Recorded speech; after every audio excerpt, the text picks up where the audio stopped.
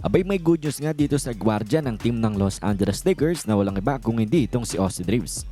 Well, I think alam nyo naman na out for a long time na itong si Austin nang dahil nga sa calf strain. And well, grade 2 calf strain ang nasustain na ito nga ni Austin Reeves na simula nga ng katapusan ng December ay hindi na tuloy siya nakalaro para sa team ng Lakers. And more than 4 weeks to 5 weeks na nga ang inupo para i-recover ni Austin Reeves ang kanyang injury at ngayon nga mukhang nalalapit na ang kanyang pagbabalik. And well, yan nga ay dahil sa mga sinabi neto ni Coach JJ Redick sa post-game interview after ng pagkatalo nila against the Knicks. Pakinggan natin. I just would say he's game day to day, game to game, whatever you want to phrase it. We'll hopefully have him for Tuesday, but he's got to feel 100% confident. Well, ayon nga dito sa Lakers coach na itong si Austin Reeves daw ay day-to-day or game-to-game, meaning anytime ay maaari nang bumalik itong si Austin. At he hopes nga daw na makakalaro na siya next game against sa team ng Brooklyn Nets. Hopefully, we have him for Tuesday, but he's got to feel 100% confident.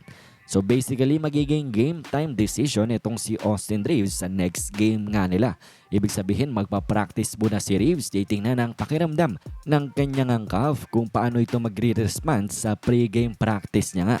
And definitely, kung walang hindi magandang naramdaman si Reeves, ay for sure, makakabalik na at maglalaro na nga siya para sa team ng Los Angeles Lakers laban sa Brooklyn Nets next game sa Wednesday nga yan.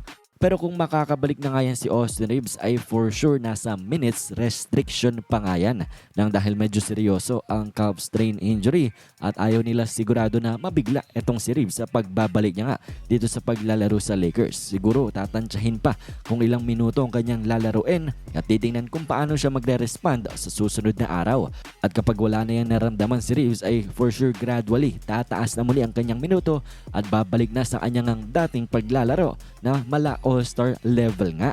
Kaso sayang at hindi na nakaabot itong si Austin Reeves sa All-Star Game selection nang dahil hindi siya napili nang dahil nga sa dami ng games na kanyang hindi nalaro. Pero for sure ang kanyang tinatalang mga numero ay hindi lang All-Star level kung hindi pati na nga All-NBA. Inaasahan nga siya ng marami na papasok siya sa third team All-NBA bago siya ma-injury.